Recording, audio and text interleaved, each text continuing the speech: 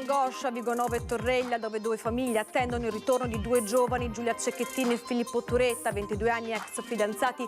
Dopo essere stati insieme durante la serata non hanno più fatto ritorno a casa. Trovate delle tracce di sangue nella zona industriale di Fossoio. Racconto dello zio di Giulia: un vicino ha riferito che lui l'ha trattenuta in macchina e lei ha urlato, poi l'appello, chi vede la targa ci avvisi. Ricerche a 360 gradi in tutto il nord-est, sorvolo con l'elicottero del Vigili del Fuoco tra Treviso e Pordenone dopo l'avvistamento della vettura nella Marca Orientale, nel Bellunese in Friuli. Video shock a Padova, sedicenni del centro prendono a ceffoni, umiliano una coetanea costringendola a inginocchiarsi per chiedere scusa, la scena ripresa dagli amici. È stato trovato morto il cacciatore di 64 anni scomparso ieri durante un'uscita in solitaria. Ancora nessuna notizia invece dell'altro cacciatore sparito nel Bellunese. Lo storico palazzo Bonaguro a Bassano del Grappa, preso di mira da un writer che la polizia locale ha già identificato, è Romano De Zellino, vandali nella scuola media all'ira del sindaco, consegnatevi. Autonomia alla legge, sta per approdare in Parlamento, soddisfatto il leghista Stefani, presidente della Commissione per l'attuazione del federalismo, all'inizio di una settimana che definisce determinante. Bolzano Vicentino, incendio di Ferragosto, una palazzina andò a fuoco, gara di solidarietà, ad oggi raccolti 55.000 euro per le famiglie evacuate.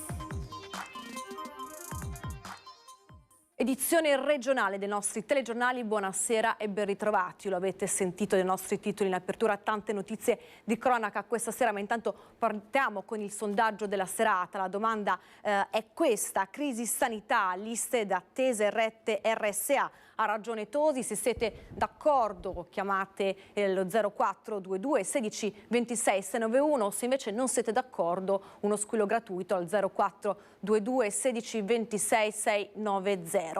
E ora torniamo invece alla cronaca. Sono ore d'attesa, ore di angoscia a Vigonovo e Torreglia, dove due famiglie attendono il ritorno di due giovani, Giulia Cecchettin e Filippo Turetta, 22 anni, ex fidanzati, che dopo essere stati insieme durante una serata non sono più tornati a casa, ma ci racconta tutto in diretta la nostra Ilaria Marchiori. Buonasera Ilaria. Buonasera Sharon, buonasera ai nostri telespettatori. Ci troviamo ancora qui in via Aldo Moro, alle mie spalle l'abitazione di Giulia Cecchettin. All'interno ci sono ancora il papà e i familiari. Da oggi pomeriggio ci sono stati alcuni spostamenti perché poche ore fa il papà si è recato nella caserma dei carabinieri, ma al momento ancora sembrerebbero non esserci notizie sui due ragazzi. Quello che vi posso dare come aggiornamento è che con tutta probabilità, ma è una decisione ancora da prendere ufficialmente, domani potrebbe essere istituita una cabina di regia interforze, visto che la questione sta coinvolgendo varie province della zona, quindi non solo la provincia di Venezia ma tutto il nord-est. Allora proprio per questo motivo e perché si sta ancora cercando l'auto guidata da Filippo, che ha toccato e sta probabilmente toccando varie zone del nostro territorio del nord-est, allora questa cabina di regia potrebbe essere d'aiuto a tutti, però non è una decisione che è ancora stata presa. Ma per avere tutti i dettagli delle indagini, di come stanno proseguendo, sentiamo subito questo servizio. Filippo e Giulia, fatevi sentire, noi vi aspettiamo a braccia aperte. Qualsiasi cosa sia successa, noi siamo pronti ad accogliervi come prima e anche meglio. È l'appello disperato dello zio di Giulia Cecchettin a lei e l'ex fidanzato Filippo Turetta, di cui non si hanno più tracce da sabato sera. La famiglia, il papà, il fratello di 17 anni e la sorella di 26 di Giulia, perché la mamma è mancata un anno fa, escludono la fuga volontaria, anche perché la ragazza deve laurearsi a giorni. A Filippo mancano invece solo pochi esami, secondo quanto ha riferito un suo amico, Luca, che conferma la fine della relazione tra i due lo scorso agosto.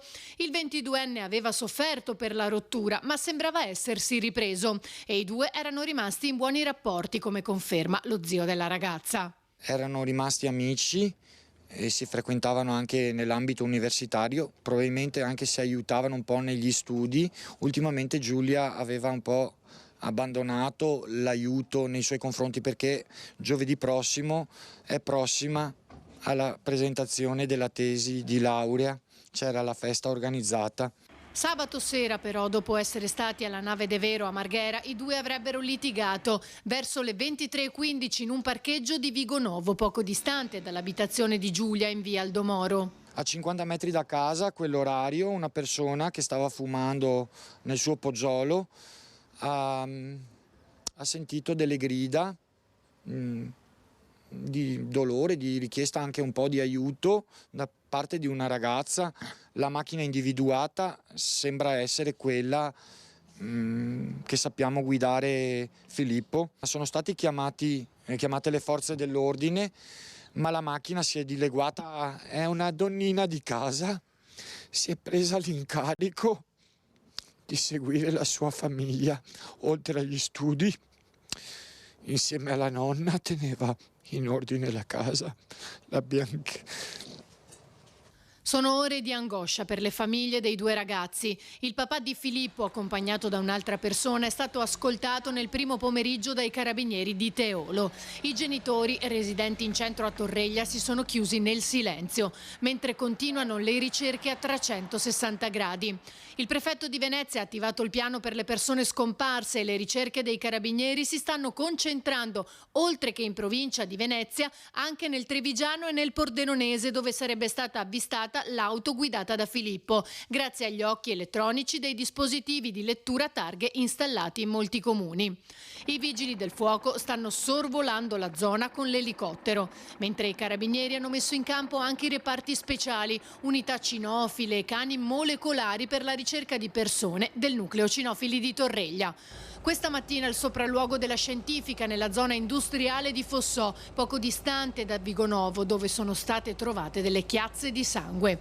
Nel tardo pomeriggio le ricerche si sono allargate anche nella zona di Trento e Belluno. Di qui l'appello dell'associazione Penelope che segue la famiglia di Giulia. Focalizzatevi a vedere questa macchina, un grande punto di colore nero e la targa che abbiamo elencato in locandina, che magari vi posso anche comunicare. Il numero della targa è F di Firenze, A di Ancona, 015 Y e di Empoli, quindi guardarsi intorno.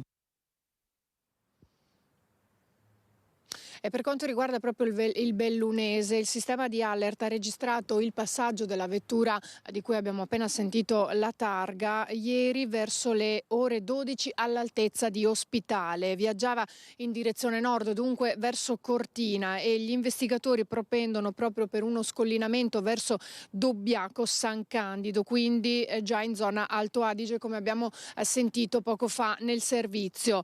Solo un alert sulla targa, quello registrato, quindi non sull'auto. Questo significa che non è stato possibile vedere se all'interno dell'auto ci fosse Giulia oppure no. Di queste indagini sono stati appunto investiti dunque di conseguenza anche i carabinieri della compagnia di Belluno, che stanno verificando dunque tutte le telecamere di videosorveglianza della zona per capire anche quale strada possa aver percorso Filippo per inforcare poi la 51 di Alemagna. È uscito dalla A27 o è entrato in provincia dalla 251 provenendo dal Pordenonese. Alla peggio, anche viste le segnalazioni dal Trevigiano, potrebbe anche essere entrato dal Feltrino e risalire tutta la provincia. Di certo si tratta di 2 giorni, di un giorno e mezzo decisamente frenetici, 2 giorni in cui sta continuando a vagare con l'auto, ragion per cui l'appello dei familiari, se ci stesse guardando o sentendo in qualche modo, di tornare indietro, perché tutti stanno aspettando che possano rientrare. Ma sentiamo nel dettaglio la cronaca di questa giornata nel servizio di Chiara Gaiani. Nel frattempo io qui da Vigonovo restituisco la linea allo studio. L'ultimo contatto risale al sabato sera, da allora prima il telefono di Giulia Cecchettin, 22 anni, studentessa di ingegneria prossima alla laurea, poi quello di Filippo Turetta, coetaneo di Giulia e suo ex fidanzato, sono staccati. Sono stati insieme sabato. Nel tardo pomeriggio Filippo è uscito dalla sua casa di Torreglia, ha salutato i genitori ed è andato a Vigonovo a prendere Giulia. Una serata di spesa alla Nave de Vero di Marghera, la cena, un messaggio di Giulia alla sorella, poi un cittadino che ha chiamato il il 112 li avrebbe visti a 50 metri dall'abitazione di lei nel territorio di Fossoio intorno alle 23:15. Erano a bordo di una Fiat Grande Punto Nera, l'auto di lui, da dove avrebbero sentito le urla di una ragazza forse trattenuta in auto, della concitazione, tanto da avvisare i carabinieri che giunti sul posto però non avrebbero più trovato traccia dei giovani. Nella giornata di ieri entrambe le famiglie hanno presentato denunce di scomparsa, la famiglia di Giulia ai carabinieri di Vigonovo, quella di Filippo a quelli di Teolo. Immediate sono scattate le ricerche coordinate dalla prefettura di Venezia. Sin dalle prime ore è scattato il tam tam sui social con gli amici in prima linea a rilanciare appelli. Giulia ha capelli castani, lunghi la frangetta e gli occhi scuri, sabato indossava una gonna marrone e un maglione azzurro. Filippo, occhi chiari, capelli corti castani, indossava sneaker bianche, jeans chiari con un elastico alla caviglia, felpe e giubbotto nero. I carabinieri stanno setacciando tutta l'area intorno al punto di quello che potrebbe essere l'ultimo avvistamento e stanno sentendo i familiari, gli amici, i compagni di studio dei giovani iscritti entrambi alla facoltà di ingegneria di Padova. Chiunque avesse notizie o avesse visto i due giovani è pregato di rivolgersi alle forze dell'ordine. Intanto i vigili del fuoco del nucleo regionale del Veneto stanno sorvolando da questa mattina con un elicottero le province di Treviso e Pordenone per accertare i presunti avvistamenti segnalati in relazione alla scomparsa appunto della 22enne Giulia Cecchettin. Al momento le ricerche hanno dato esito negativo. Per il momento chiudiamo l'argomento, per qualsiasi informazione torneremo in diretta sul caso. Ora ci spostiamo con la cronaca a Padova, video shock, sedicenni del centro prendono a ceffoni una coetanea ripresa dagli amici. Non si genera più! Non ne frega giù Laura! Lo so, ma non ne frega un cazzo di... Presa a schiaffi, tirata per i capelli, fatta piangere e costretta a inginocchiarsi per chiedere scusa, il video immortala le bulle mentre umiliano una coetanea all'ombra del Duomo. Sedicenni che frequentano i licei del centro, ragazzine della Padova Bene che tirano fuori cattiveria e spregiudicatezza per punire una loro amica colpevole forse di un commento non gradito ad una foto. Guarda che grave, se avevo anche lo schizzo, È tanto grave. Cosa posso fare per rimediare? Mettiti in ginocchio e chiedile scusa. In ginocchio, dai. I vestiti firmati, il trucco, i modi scaffati per atteggiarsi grandi, ma che dimostrano solo cattiveria gratuita. L'umiliazione va in scena davanti al gruppo, come in un testo di teatro, ognuno al suo ruolo, la capetta che dà ordini, le sodali che eseguono e tirano capelli alla vittima, mentre il resto del gruppo riprende la scena. In ginocchio bene! In ginocchio bene! Alla fine la vittima dell'umiliazione se ne va a casa minacciata: se denunci ti spacco di botte. Ma è cosa ora? Sento una parola! Ma il video circolato sui social e nelle chat ora potrebbe ritorcersi contro proprio alle bulle, che potrebbero essere denunciate dato che le immagini sono finite nelle mani delle forze dell'ordine. E ci spostiamo ora in Valdassa perché è stato trovato morto il cacciatore scomparso ieri durante un'uscita in solitaria. Sentite. Valdastico, è stato individuato e recuperato il corpo di Renzo Giacomelli, il cacciatore pensionato 64enne disperso in Valdassa e di cui non si avevano più notizie da ieri pomeriggio. L'uomo privo di vita è stato rinvenuto in un punto estremamente impervio, individuato dal sistema di ricerca Dedalo dei Vigili del Fuoco che individua i telefoni cellulari. Il luogo è stato sorvolato dall'alto dall'elicottero dell'aeronautica di Cervia che ha avvistato quella che poteva essere la sagoma di una persona.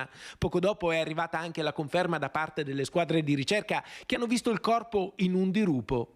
L'ultimo contatto dell'uomo risale alle 11:30 di ieri, quando si era sentito con la moglie. Il cacciatore era uscito a piedi dalla propria abitazione di Pedescala e si era diretto verso la Valdassa in direzione dell'altopiano in una zona impervia.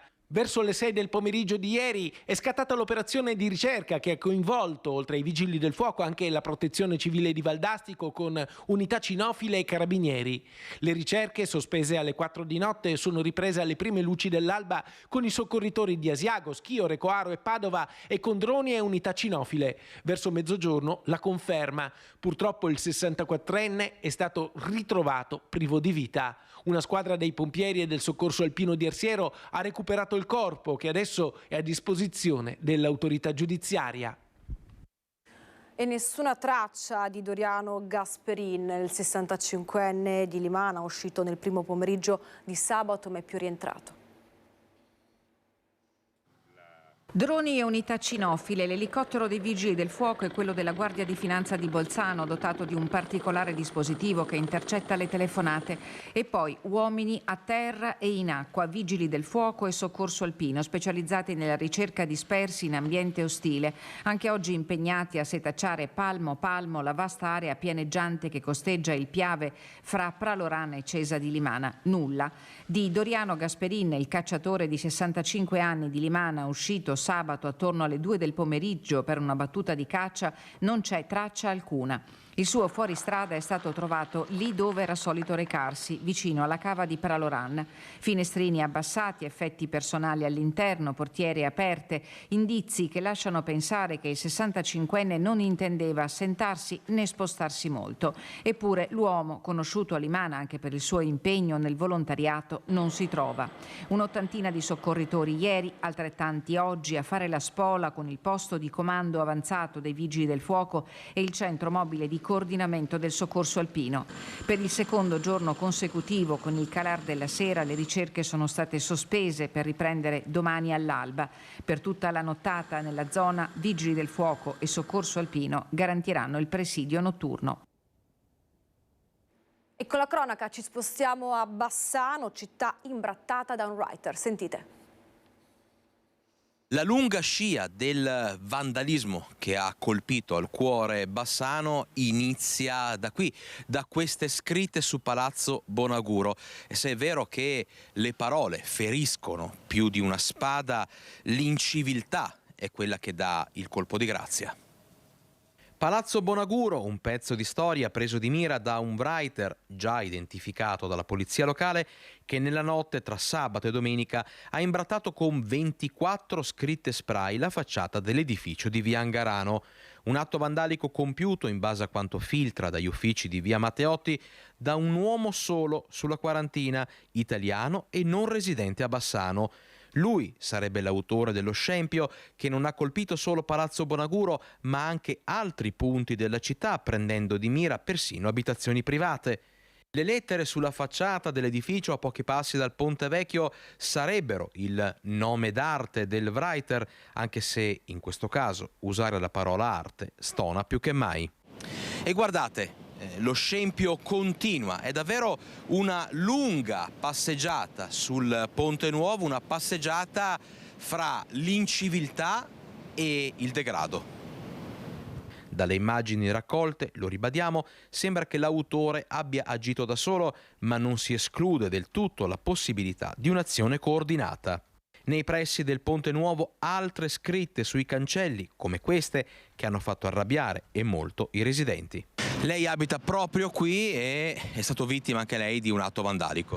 Probabilmente l'hanno fatto presto perché ieri sera che sono rientrato un po' tardi e non avevo ancora notato nulla. Più che altro la rabbia perché insomma non trovo civile un gesto del genere. Rimaniamo nel bassanese, vandali scatenati anche alla scuola media di Romano. Il sindaco e il dirigente invitano gli autori a consegnarsi. Cambiamo ora argomento e apriamo la pagina politica. In particolare parliamo di autonomia. La legge sta per approdare in Parlamento ed è soddisfatto il leghista Stefani, presidente della Commissione per l'attuazione del federalismo. Sentite.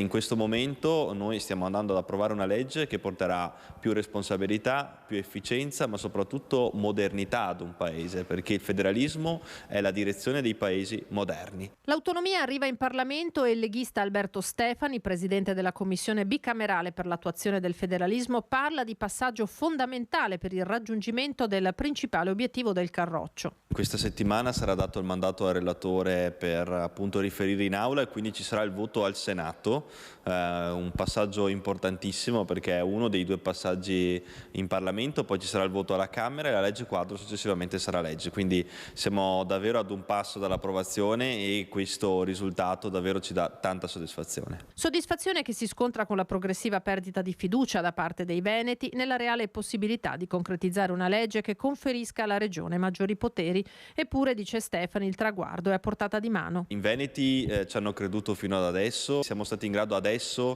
di ottenere questo risultato con un governo di centrodestra che ha posto l'autonomia al centro dell'agenda politica del Paese. Autonomia fondamentale per ridare ossigeno alla sanità che resta, dice il segretario della Lega, la migliore d'Italia, che ne dica l'azzurro Flavio Tosi. Oltre 4 miliardi di risorse in più consentiranno di gestire diversamente personale e servizi erogati. Sono soluzioni che devono arrivare a livello nazionale e che saranno sicuramente agevolate da una migliore forma di autonomia. Questo è l'unico modello, l'unica modalità che la Regione potrà assumere per risolvere il problema.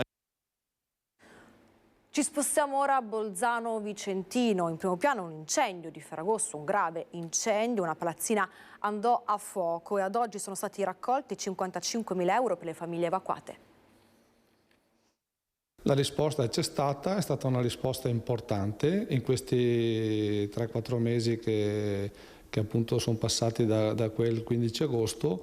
I cittadini di Bolzano Vicentino e anche i cittadini da fuori paese hanno aderito in modo importante a questa iniziativa di raccolta fondi e siamo arrivati alla considerevole cifra di 55.000 euro che è stata già suddivisa tra i 5 proprietari ed sono già stati fatti i bonifici. Il sindaco si era appellato ai suoi concittadini subito dopo l'incendio di Ferragosto scoppiato in questo condominio in via Dalla Chiesa. Le 5 famiglie improvvisamente evacuate si erano trovate senza beni e senza casa a dover trovare immediatamente una sistemazione dove vivere.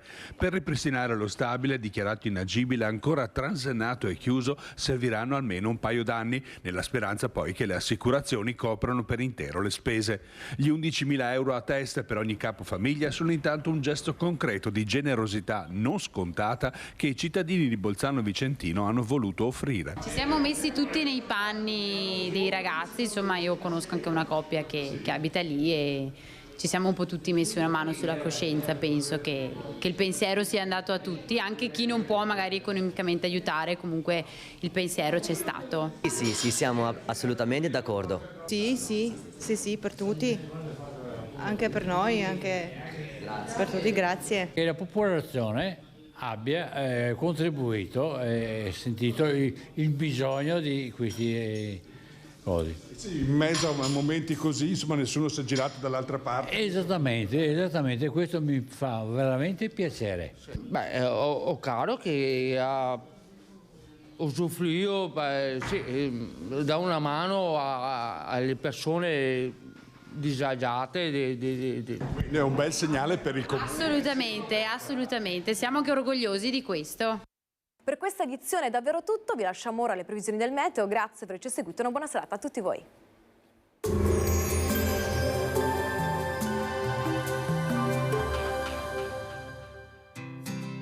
L'Unic Star, le uniche pagliette antibatteriche in commercio, prodotte anche per i marchi più importanti, sia nazionali che internazionali. Bentrovati al meteo. L'alta pressione anche martedì 14 novembre assicurerà tempo stabile e soprattutto clima mite per il periodo. È la cosiddetta estate di San Martino. Vediamo insieme i dettagli. Sul Veneto cielo nuvoloso o coperto con nebbie sparse in pianura e nelle valli prealpine.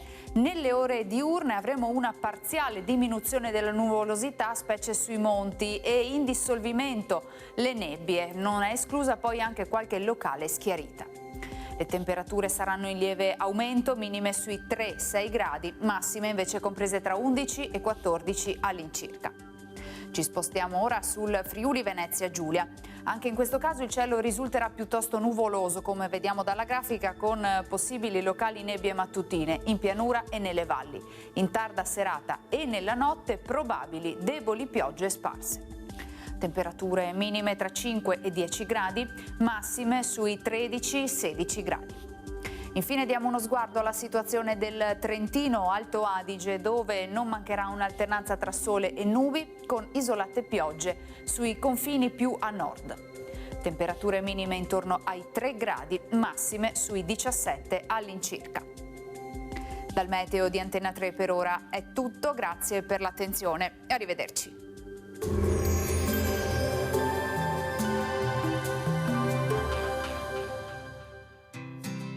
L'Unic Star, le uniche pagliette antibatteriche in commercio prodotte anche per i marchi più importanti, sia nazionali che internazionali.